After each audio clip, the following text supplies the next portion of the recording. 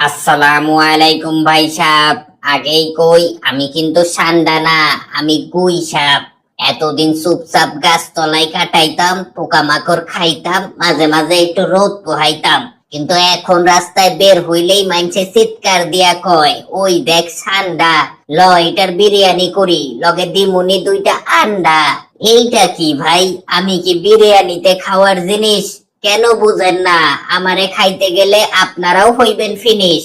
কয়দিন আগেও দেখতাম মানুষ আমারে দেখা ভয়ে দৌড় দেয়, আর এখন আমারে সান্ডা ভাইবা পারলে কোলে তুইলে নেয়। আমি তো তাও যেমন তেমন, কবে জানি সান্ডা ভাইবা খাইতে যাইবেন কমোডো ড্রাগন। আমি সান্ডার বড় ভাই হইলে কমোডো আমার বাপ, কাছে গেলে কমোডো আপনারাই গিল্লা খাইবো, থাকবো না কোনো ছাপ। আর এই যে বলেন ঠান্ডা খাইলে শক্তি বাড়ে, শোনেন, যে পারে সে এমনেও পারে অমনেও পারে। ঠান্ডা ভাই বা গুই সাপ খাইলে পরে টের পাইবেন হারে হারে। দেখেন ভাই, শেষবারের মতো বলতাছি, আমি ঠান্ডা না, আমি গুই সাপ। নেক্সট টাইম আমারে খাইতে চাইলে এমন জায়গায় কামড় দিমু জীবনেও আর হইতে পারবেন না বাপ।